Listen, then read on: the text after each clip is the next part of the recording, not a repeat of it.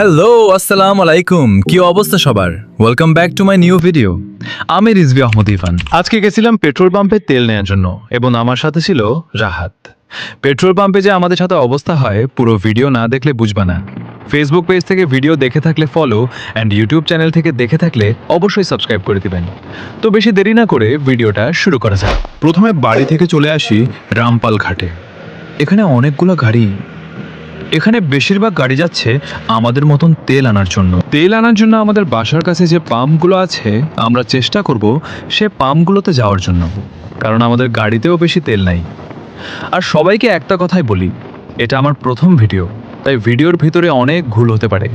এবং এরপর তোমরা কোন ধরনের ভিডিও দেখতে চাও কমেন্ট বক্সে জানাবা, আর রিয়েল ভয়েসে ভিডিও চাইলে কমেন্ট বক্সে অবশ্যই জানাবা। কথা বলতে বলতে চলে আসলাম আমরা ভাগার কাছাকাছি। এই টপিক বাদ তার আগে কথা বলে নিই সামনে থাকার 3 আপুকে নিয়ে। আপুরা তাকালো না আমাদের দিকে, আমিও তাই আপুদের দিকে তাকায় নাই। এখানে রাহাত কিন্তু ঠিকই তাকাইছে আপুদের দিকে। এখানে কিন্তু আমরা দুজন যাচ্ছি না, আমি আর রাহাত বাদে আমাদের সাথে আরেকজন আছে, তুহিন। আপনারা ভাবতে পারেন যে প্রথমে বলছি যে আমাদের সাথে কাহিনী ঘটছে কি কাহিনী ঘটলো। পুরো বিষয় জানতে পারবেন আমরা পাম্পে যাওয়ার পরে। আর এখনো সময়টা বলে দিই, এখন হয়তো 7:10 থেকে 15 বাজে। আমাদের বাসা থেকে সবচেয়ে কাছে হচ্ছে ভাগা তেলের পাম্প, জন্য প্রথম আমরা এখানে যাই।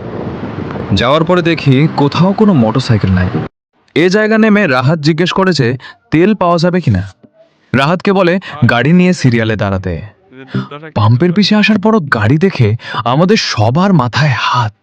এই জায়গার অবস্থা দেখে চিন্তা ভাবনা করলাম যে ফয়লার ভিতর থেকে যে কিছু খেয়ে আসবো, কারণ এই জায়গা আসার আগে আমি বা তোমাদের রাহাত ভাইয়া কেউ কিছু খায় নাই। তাই এখন আমরা দুজন চলে যাচ্ছি ফয়লার ভিতরে। যেতে যেতে চিন্তা ভাবনা করতেছি যে কি খাওয়া যায়। রাহাত তো শুধু হাটে কিছু দেখে না চারপাশে। আমি ওকে ডেকে বললাম যে দেখ, আম গাছে প্রচুর পরিমাণ আম হয়েছে। এখন চলে আসলাম বাজারের ভিতরে, দেখা যাক কি খাওয়া যায়। শুধু খাইলে হবে না, টাকা রয়েছে বিকাশে, প্রথমে টাকা উঠানো লাগবে, তারপর খাওয়া লাগবে। কি খাইলাম এটা দেখাতে পারবো না, এর জন্য দুঃখিত, কিন্তু কয় টাকার খেলাম এটা অবশ্যই খাওয়া দাওয়া করে জানাই দিব। A few moments later. তো 200 টাকার বাস দেওয়ার পরে আমরা আবার রাতে পাম্পের দিকে ফেরত, কারণ পাম্পেতে গিয়েছিলাম সকালবেলা কিছু খাই না, খাওয়া দাওয়া করতে। সকালের খাওয়া দাওয়া শেষ।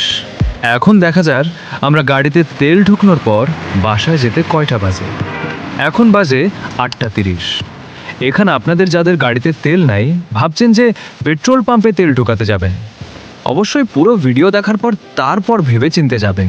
যত সময় যাচ্ছে এখানে তত গাড়ি বাড়তেছে। আমরা যখন এখানে আসছি তখন এখানে গাড়ি ছিল হয়তো 30 থেকে 40টা, কিন্তু এখন এখানে আছে গাড়ি প্রায় 70 থেকে 80টা। এখানে তো গাড়ি আছেই, সামনেও গাড়ি রয়েছে আরো।